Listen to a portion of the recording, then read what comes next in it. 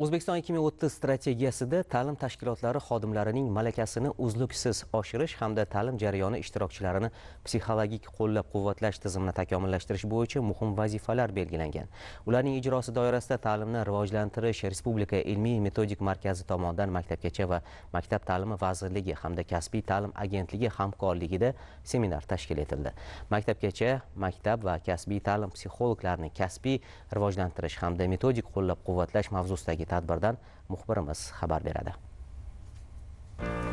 Ma'lumotlarga ko'ra, bugungi kunda respublikamizda 38 mingta maktabgacha ta'lim tashkiloti mavjud bo'lsa, 2,5 million bola ularga qatnaydi. Bolalarni maktabgacha ta'lim tashkilotlari bilan qamrab olish darajasi 78% ni tashkil etmoqda. 10.193 ta umumiy o'rta ta'lim maktabida esa 6,5 million o'quvchi tahsil olmoqda. Ularga 545 mingdan ziyod pedagog saboq beradi. Mana shu raqamlarning o'ziyoq masalaning naqadar dolzarb ekanligini ko'rsatib turibdi. Aslida bugun bog'cha va maktablarda yuz berayotgan voqealar bilan bog'liq mavzular ijtimoiy tarmoqlarda tez-tez uchrab turibdi. Xo'sh, nima qilish kerak? Avvalo muammoning oqibati bilan emas, uni keltirib chiqaradigan omillar bilan kurashish kerak. Demakki, o'qituvchi, o'quvchi va ota-onadan iborat uch burchakda psixologning alohida o'rni bor. Chunki bu uchlik a'zolarning emotsional holati ko'p narsani hal qiladi. Buning uchun esa avvalo psixologning o'zi professional bilim va ko'nikmaga ega bo'lishi kerak. Ta'lim tizimida psixologlarni o'qitish, qayta tayyorlash va ular orasidan trenerlarni tayyorlashga qaratilgan o'quv seminarlaridan ko'zlangan maqsadlardan biri ham shu aslida. O'tgan yildan boshlab ta'lim tizimidagi psixologlar orasidan trenerlar tayyorlash ishlari yo'lga qo'yilgan edi. Joriy yilning yanvar-aprel oylarida o'tkazilgan o'quv seminarlardan 850 nafar trener-psixolog tayyorlandi. Endi ular orqali hududlarda 14 mingdan ortiq psixologni kaskad usulida qamrab olish rejalashtirilgan. Asosiy maqsad psixologlarni yagona metodik yondashuv asosida qo'llab-quvvatlash va ta'lim muassasalarida sog'lom, xavfsiz hamda qulay psixologik muhitni shakllantirishdan iborat.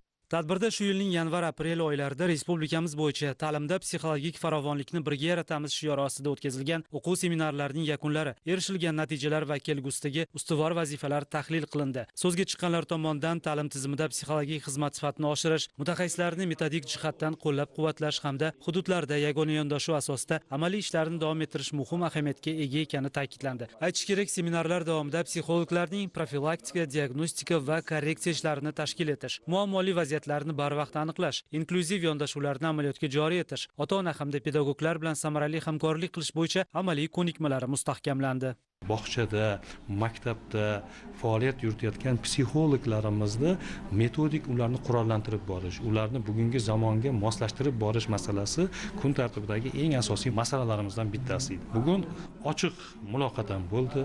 Bu yerda shunday masalalar ham ko'tarildiki, demak, o'sha hududda quyi tizimda tuman darajasida har hafta bir marta psixologlarni kasbiy rivojlantirish kunini tashkil qilish vazifasi sifatida ham qo'yildi. Bu borada ham demak hamkor vazirliklar bilan ishlab, uni ham yechimlari bo'ladi.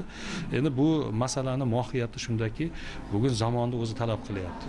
Nega kelganda o'qituvchi bilan o'quvchi o'rtasidagi munosabatlar, o'qituvchining ota-ona o'rtasidagi munosabatlar, o'quvchining o'zini ota-onasi bilan bog'liq munosabatlar, bu jarayonlarda hammasi ta'lim-tarbiya jarayonining ajralmas qismi hisoblanadi. Ta'lim va tarbiyada tanaffus bo'lmasligi kerakligini kundan kunga mustahkamlab boryapti. Demakki, bu yerda faqatgina ta'limni o'zi yoki aybdor emas, bu yerda bir katta bir tizim, birgalikda ishlaydigan bir tizim. Demak, tarozini bir pallasida ota-ona tursa, bir pallasida ta'lim turadi. Ikkalasi baravar ishlagandagina natija bo'ladi. Ma'lumotlarga ko'ra, hududlardagi ta'lim tashkilotlarida faoliyat yuritayotgan psixologlarni bosqichma-bosqich qamrab olish nazarda tutilgan. Jumladan, maktabgacha ta'lim tizimidagi 3 mingdan ortiq, umumiy o'rta ta'lim tizimidagi 11 mingdan ziyod hamda kasbiy ta'lim tizimidagi 800 dan ortiq psixolog kaskad usulidagi o'quv seminarlariga jalb etiladi. Shunday qilib, ta'lim tizimida faoliyat ko'rsatayotgan psixologlarni yagona metodik maydonda birlashtirish, ularni qo'llab-quvvatlash orqali ta'limning barcha bosqichida uzviylik va uzluksizlikni ta'minlash ishlari davom etaveradi.